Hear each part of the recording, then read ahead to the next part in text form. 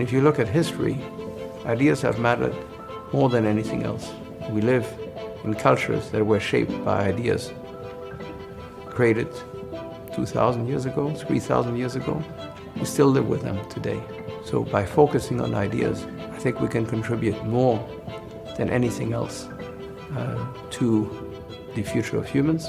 We need massive institutional and systemic change in order to adapt to the challenges of the 21st century. We have to be a different kind of organization. We have to be looking at these problems much more foundationally. Fortunately, we have an independence to look at the issues that we see on the horizon. We're actually a think tank that thinks. We're not trying to promote a specific line. We're trying to think with the times, and we'll transform ourselves as the world itself transforms around us. We decided to really focus the program around 4 specific areas: what the next phase of capitalism will look like, and how we can help design institutions to make it more inclusive. How do we improve the policymaking process?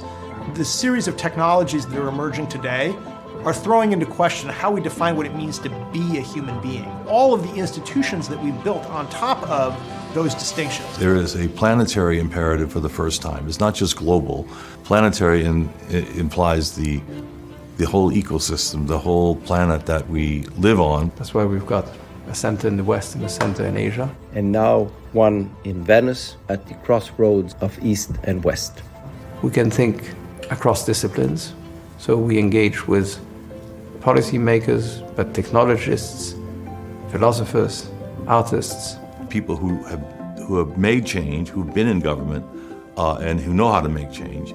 You want the tech entrepreneur types who come from issues from outside the box, innovative way, and you want global intellectuals, Nobel laureates who have thought about the big issues. We are willing to take risks by engaging with people who are much younger, who have untested ideas, because the future will only be invented if we allow change. We have 3 basic ways that we try to engage ideas.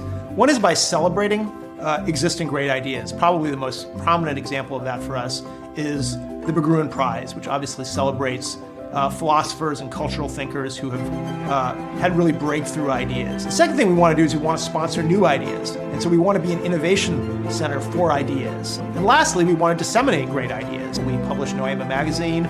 We have a book series with the University of California Press. And we're trying to get the best ideas that are out there from a non-ideological perspective, or from people all over the world.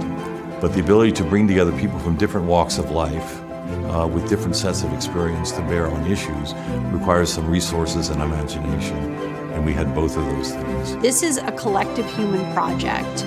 We're going to succeed or fail together. Because at the end of the day, what does the Institute do? The Institute is really helping humans, helping individuals in their work, in their passion for something, in their creativity. That's really at the end what we do. We're an enabler of ideas.